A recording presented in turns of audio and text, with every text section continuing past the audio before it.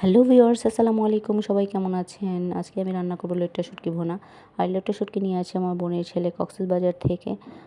লইট্টা শুটকিটা আমি ভালো করে পরিষ্কার করে ছোট, ছোট টুকরা করে নিয়ে আমি কড়াইতে ভালো করে ভাজবো। ভাজার সময় খুব সুন্দর একটা গন্ধ বের হয়। আর আমার প্রতিবেশী যারা আছেন, যারা গন্ধ পছন্দ করেন না, তারা নাকে মুখে গামছা বাঁধেন। শুটকিটা ভাজা হয়ে গেলে আমি একটু ঠান্ডা পানিতে ভিজিয়ে রাখবো, কারণ ভিজালে শুটকিটা নরম হয়। তারপর আমি একটু হলুদ, মরিচ, লবণ দিয়ে শুটকিটা কিছুক্ষণ সিদ্ধ করে নিব। সিদ্ধ করে নিলে মশলাটাও ভালো করে শুটকির ভিতরে মিক্স হয়, এতে খেতেও খুবই ভালো লাগে।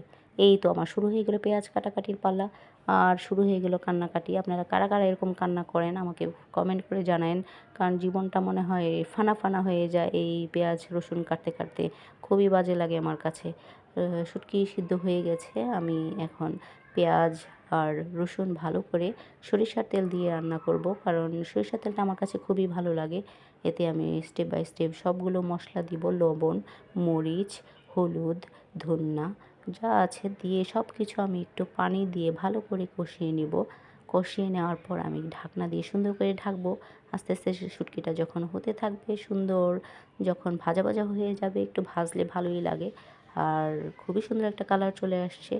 আর শুটকিতে আপনারা মনে রাখবেন রসুন বেশি দিবেন, কারণ রসুন দিলে শুটকির ফ্লেভারটাও ভালো হয়, খেতেও খুবই টেস্ট হয়।